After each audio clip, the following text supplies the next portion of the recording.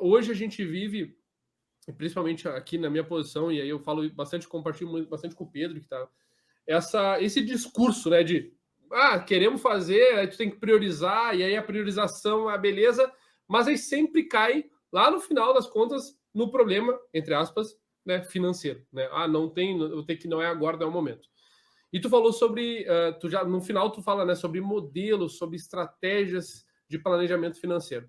Dá um overview para nós, para tipo assim, a gente poder começar, até quem está nos acompanhando, poder começar a pensar junto e poder mandar sua pergunta a partir disso, porque eu imagino que seja uma solução que muitas empresas precisam buscar, ou não solução, mas vamos chamar assim, um conhecimento que é interessante ser buscado. Afinal, se tu dedicou tanto tempo do teu estudo para isso, nada melhor do que poder compartilhar nesse sentido. Então, conta um pouquinho dessas metodologias, dessas estratégias, para a gente poder ficar na mesma página.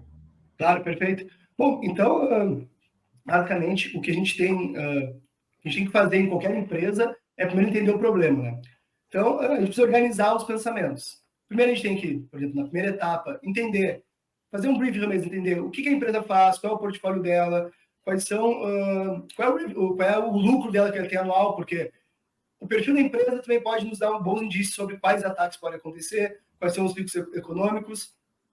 Depois a gente pode ir para o tradicional análise de riscos, gerenciamento de riscos, aplicar frameworks de análise de riscos, como NIST, ISO, e vários que existem já muito bem definidos, a gente não quer reinventar a roda. Depois a gente precisa definir prioridades. Bom, com esses riscos, o que é prioridade hoje?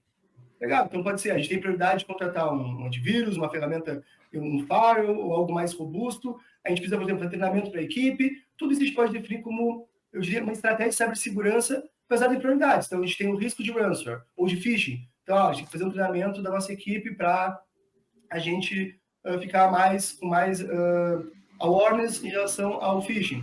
Ok? Tudo isso a gente pode fazer inicialmente, como eu acho que faz o costume. O que falta nessas abordagens atuais, acho que falta muito também as próprias empresas entenderem, é que tudo isso precisa de um agenciamento de custos. E os custos não são nem um pouco triviais. Né? Então, eu diria assim, inicialmente a gente pode ter uma abordagem como o NIST nos proporciona, mas a gente precisa inserir no meio da equação o gerenciamento de custos. Para isso, a gente tem diversos modelos econômicos que a gente pode utilizar. Por exemplo, a gente tem o modelo Gordon Lobb, que surgiu lá em 2002. A gente não está falando de algo nem assim tão moderno. Em 2002, tem um modelo chamado Gordon Lobb, que nos ajuda, por exemplo, a entender qual é o investimento máximo em cibersegurança e também investimento ótimo. Por exemplo, algo que o Gordon Lobb nos diz já lá em 2002 é que a gente nunca deve investir mais de 37% de nossas potenciais perdas. Isso é calculado, provado matematicamente, e desde 2002, por exemplo, existem artigos científicos que tentam invalidar isso que o Gordon Lobb diz. Quando consegue chegar próximo de validar, basicamente acontece um ajuste no modelo de Gordon Lobb e ele se torna verdadeiro novamente. O último artigo dos autores é, por exemplo, de 2021. Começou a inserir a ideia de segmentação de redes. Então, em vez de investir, por exemplo, vou investir em cibersegurança no meu budget na empresa como um todo. Não, vamos segmentar ela e investir. Qual é o risco, por exemplo, do nosso banco de dados de clientes? Qual é o risco do nosso e-commerce? Qual é o risco do nosso sistema de pagamentos? Então, a gente segmenta, daí a gente começa a analisar os custos e quanto a gente deve investir.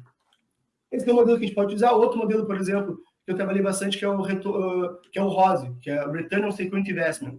Então, é o retorno sobre o investimento em segurança, que é diferente do investimento que a gente tem lá no retorno sobre o investimento na área de finanças, porque lá a gente está pensando, se eu investir R$1, quantos reais isso vai me retornar, né? Em cibersegurança não é sobre investimento, é sobre evitar perdas, né?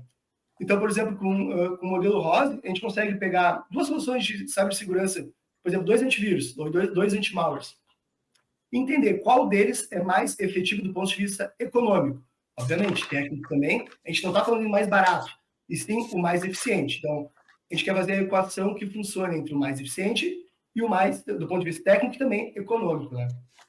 Então, por exemplo, combinar esses dois modelos de entender qual é o investimento ótimo em cibersegurança e onde investir numa lista de soluções, eu acho que já é algo assim excelente para uma empresa que hoje muitos sequer conhecem esses modelos, né? É um modelo que está na academia e, de novo, eu não estou falando nada novo, é algo que está lá desde 2002.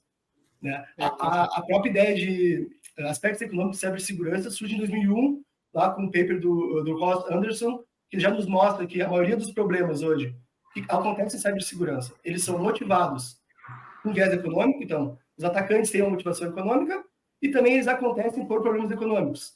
As empresas não têm dinheiro suficiente, não têm especialidade suficiente para conseguir mitigar esses problemas.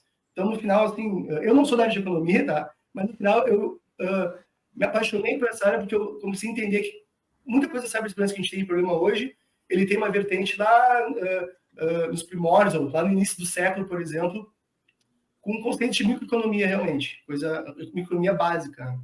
Interessante. Então, que... Massa.